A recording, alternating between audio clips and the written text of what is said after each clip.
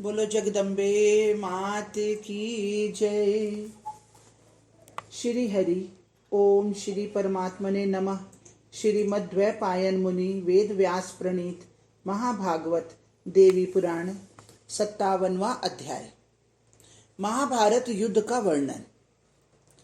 श्री महादेव जी बोले, तब पृथ्वी के भार का हरण करने के लिए महाकाली कृष्ण रूप से अपनी सेना को धृतराष्ट्र पुत्रों की सहायता में नियोजित कर स्वयं पूर्ण रूप से सात्यकी सहित पांडवों के पास चली आई।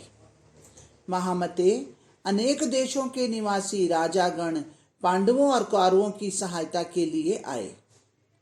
महामुने, क्षत्रियों का वैसा एकत्रीकरण न कभी हुआ था न होगा। उस समय वह धर्म क्षेत्र कुरुक्षेत्र अनेक देशों के गज, अश्व, रथ और पैदल सैनिकों से व्याप्त हो गया था। संसार का सर्वथा विनाश कर देने वाली उस युद्ध संबंधी तैयारी को देखकर भीष्म आदि महात्माओं ने दुर्योधन को रोका। श्रेष्ठ तत्वज्ञ भगवान वेद व्यास ने स्वयं आकर पुत्र सहित धृतराष्ट्र को बार बार रोका, लेकिन कालपाश से जकड़े हुए राजा धृतराष्ट्र ने व्यास जी की बात नहीं मानी। कर्ण के परामर्श अनुसार युद्ध के लिए निश्चय किया। इसके पश्चात धृतराष्ट्र के पुत्र अपने मंत्रियों के साथ युद्ध के लिए शंखों, नगाड़ों और दुंदुभियों की ध्वनि तथा रथों के धुरों की घरघराहट से पृथ्वी तल को कंपाते हुए निकल पड़े। उन्हें आया देख पांडव पक्ष के महारथियों ने बार बार शंख ध्वनि के साथ सिंहनाद किया। उस ध्वनि ने पृथ्वी और आकाश को गुंजायमान करते हुए धृतराष्ट्र पुत्रों के मन तथा तेज को सब प्रकार से खींच लिया।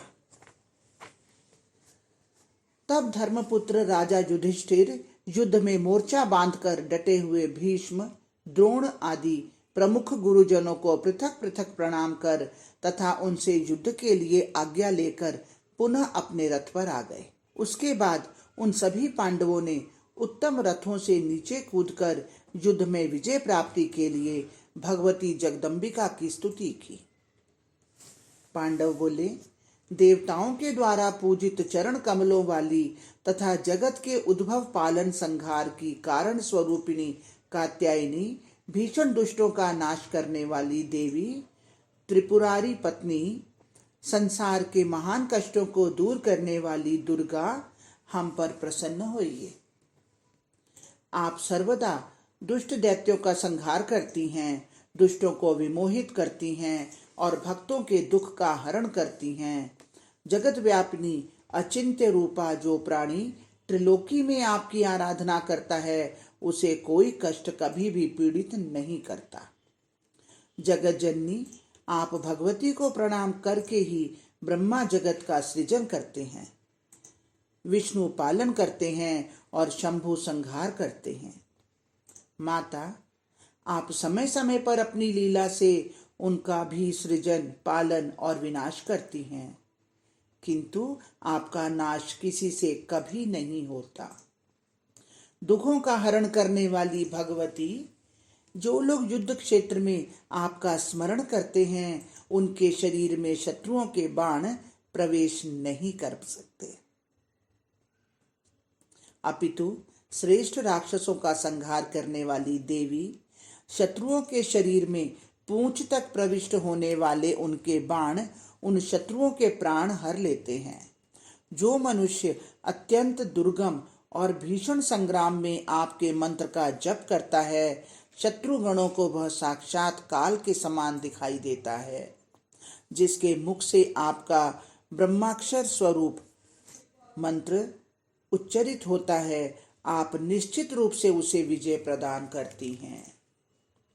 परमेश्वरी, जो लोग भय की स्थितियों में आपका आश्रय ग्रहण करते हैं, उन्हें इस लोक में तथा परलोक में कहीं भी भय नहीं होता और दूर से ही उनसे भयभीत होकर दुष्टजन त्रस्त होते हुए सभी दिशाओं में भाग खड़े होते हैं। पूर्व काल में देवासुर संग्राम में देवराज इंद्र ने आपकी आराधना करके ही राक्षस समुदाय का संहार किया था। और उसी तरह श्री रामचंद्र ने भी आपकी उपासना करके राक्षस कुल का वध किया था। देवी, आपकी आराधना के बिना यहाँ विजय संभव नहीं है। अतः हम विजय प्रदान करने वाली जगत के प्राणियों द्वारा एकमात्र वंदनीय, विश्व की आश्रय स्वरूपिणी तथा ब्रह्मा विष्णु के द्वारा भली भांति पूजित चरणों वाली आप भगवती की आराधना करते हैं। आप हम लोगों को विजय प्रदान करें। आपकी कृपा से ही हम लोग संग्राम में शत्रुओं का संहार करके विजय प्राप्त करें। श्री महादेव जी बोले, इस प्रकार महात्मा पांडवों की स्तुति करने से भगवती अत्यंत प्रसन्न हो गई और अंतरिक्ष में साक्षात विराजमान होकर उन्होंने वर प्रदान किया। देवी बोली, आप लोग मेरी कृपा से रण क्षेत्र में शत्रुओं को बार बार मारकर इस राज्य को निष्कंटक रूप में प्राप्त करेंगे। पृथ्वी का भार मिटाने और आप लोगों की विजय के लिए मैं अपनी लीला से वासुदेव श्री कृष्ण के रूप में उत्पन्न हुई हूँ। अर्जुन के विशाल कपिध्वज रथ में वासुदेव स्वरूप से सदा स्थित रहकर मैं निश्चित रूप से आप लोगों की रक्षा करूंगी। संसार में जो लोग इस स्तोत्र से भक्ति पूर्वक मेरा स्तवन करेंगे उन्हें मैं सदा विजय प्रदान करूंगी, इसमें संदेह नहीं है। श्री महादेव जी बोले, इस प्रकार यह वर प्राप्त कर महारथी पांडु पुत्रों का मुख कमल प्रसन्नता से खिल उठा। उन्होंने युद्ध में अपनी विजय का निश्चय कर लिया। तत्पश्चात उन पांडवों ने कवच धारण करके स्वर्ण मंडित रथों पर आरूढ़ होकर अलग अलग शंख ध्वनि की। अर्जुन के रथ पर विराजमान बलवान श्री कृष्ण ने पांचजन्य नामक महान शंख बार बार तीव्र ध्वनि के साथ बजाया। उस शंख ध्वनि से पृथ्वी कांप गई और जगत विक्षुब्ध हो उठा। सैनिकों सहित धृतराष्ट्र के सभी पुत्रों के मन में विषाद व्याप्त हो गया। लोक में महारथी के रूप में प्रसिद्ध भीष्म कौरवों के सेनाध्यक्ष बने। भीष्म के विद्वेष के कारण कर्ण शस्त्र का त्याग करके युद्ध से विरत रहा। उसी तरह 10,000 हाथियों के बल वाले वीर भीम पांडवों के सेनापति बने। वे साक्षात दूसरे काल की भांति प्रतीत हो रहे थे।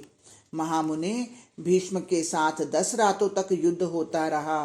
नारद भीष्म ने अकेले ही पांडव सेना के 10 करोड़ सैनिकों का संहार किया। उसी प्रकार दुर्योधन के भी बहुत से सैनिक मारे गए। महान बल तथा पराक्रम वाले पांडवों ने उससे भी अधिक संख्या में दुर्योधन के सैनिकों का संहार किया। संग्राम के 10वें दिन जब सूर्यास्त होने में कुछ समय शेष था, तब अर्जुन ने शिखंडी को आगे करके महास्त्र से भीष्म को मार गिराया। सूर्य के उत्तरायण होने की प्रतीक्षा करते हुए तथा अपने पिता के वर को सत्य प्रदर्शित करते हुए वे महारथी भीष्म शरशैया पर स्थित रहे। तदंतर द्रोणाचार्य को सेनापति बनाकर कर्ण आदि प्रमुख योद्धाओं ने 5 दिन तक पुनः भीषण संग्राम किया। दुर्योधन के सैनिकों ने अन्यायपूर्ण युद्ध का आश्रय लेकर सुभद्रा पुत्र महारथी अभिमन्यु को उस संग्राम में मार डाला। तब महान बल और पराक्रम वाले अर्जुन ने जयद्रथ को सूर्यास्त तक मार डालने की प्रतिज्ञा करके अपनी बाण वर्षा से उसे मार डाला। इसी प्रकार दोनों ओर के सेनाओं के अन्य लोग भी मारे गए। 5वें दिन द्रुपद पुत्र धृष्टद्युम्न के द्वारा द्रोणाचार्य मारे गए। तत्पश्चात कर्ण के साथ 2 दिनों तक उन लोगों का युद्ध हुआ। उसमें कर्ण ने राक्षसेंद्र वीर घटोत्कच का वध कर दिया और उस कर्ण को भी पांडुपुत्र कपिध्वज अर्जुन ने युद्ध में मार गिराया। दोनों सेनाओं के और भी दूसरे राजागण परस्पर युद्ध करके यमपुरी चले गए। तदंतर धर्मपुत्र राजा युधिष्ठिर ने क्रोधित होकर झुके हुए पर्वों वाले बाणों के द्वारा रण में शल्य को मार गिराया। तत्पश्चात परस्पर विजय की अभिलाषा रखने वाले राजा दुर्योधन और भीमसेन का गदा युद्ध होने लगा। भीम ने अपनी गदा से दुर्योधन का संहार कर दिया और उन महात्मा द्वारा धृतराष्ट्रपुत्र दुशासन आदि प्रधान योद्धा रण क्षेत्र में पहले ही मार डाले गए थे। तत्पश्चात अश्वत्थामा ने रात में सोते समय द्रौपदी के 5 पुत्र तथा अत्यंत पराक्रमी धृष्टद्युम्न का संहार कर दिया। अर्जुन ने झुके हुए पर्वों वाले बाणों का प्रयोग करके चिरंजीवी अश्वत्थामा और कृपाचार्य का वध न करके उन्हें संग्राम से परांगमुख कर दिया। मुनि श्रेष्ठ, इस प्रकार 18वें दिन दोनों ही पक्षों की 18 अक्षौहिणी सेनाएं युद्ध में मारी गईं। तदंतर महारथी पांडवों ने वासुदेव श्री कृष्ण को साथ में लेकर युद्ध में मारे गए सभी राजाओं की और्ध्वदैहिक क्रिया भी संपन्न की।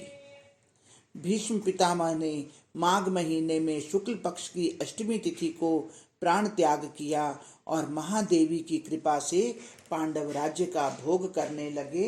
हरिओम तत्सत, हरिओम तत्सत। इस प्रकार श्री महाभागवत महापुराण के अंतर्गत महाभारत युद्ध वर्णन नामक 57वां अध्याय पूर्ण हुआ। बोलो कृष्ण बलदेव की जय, बोलो जगदम्बे मात की जय। जय जय श्री राधे।